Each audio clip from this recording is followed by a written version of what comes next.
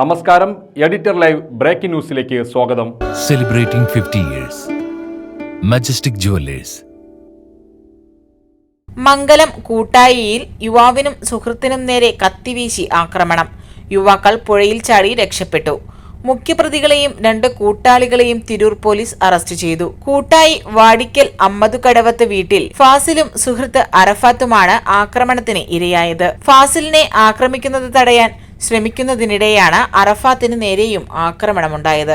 സംഭവത്തിൽ 1-ാം പ്രതി കൂട്ടായി പള്ളിവളപ്പ് സ്വദേശി ഉനൈസ്, 3-ാം പ്രതി കൂട്ടാളന്റെ പുരയ്ക്കൽ റമീസ് ബാബു, 4-ാം പ്രതി കൂട്ടായി വളവ് സ്വദേശി കുന്നത്ത് വീട്ടിൽ മുഹമ്മദ് ഇസാഖ് എന്നിവരെയാണ് തിരൂർ പോലീസ് അറസ്റ്റ് ചെയ്തത്.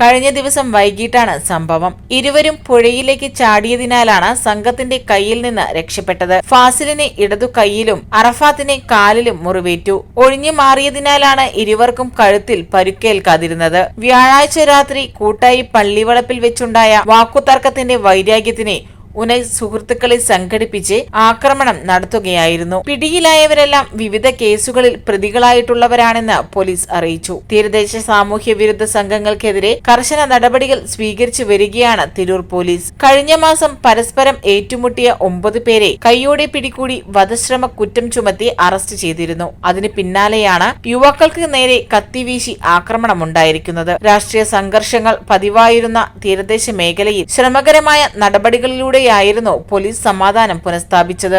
ഇപ്പോൾ സാമൂഹ്യവിരുദ്ധ സംഘങ്ങളാണ് തീരത്തിന്റെ ഉറക്കം കെടുത്തുന്നത്. Editor live Tirur.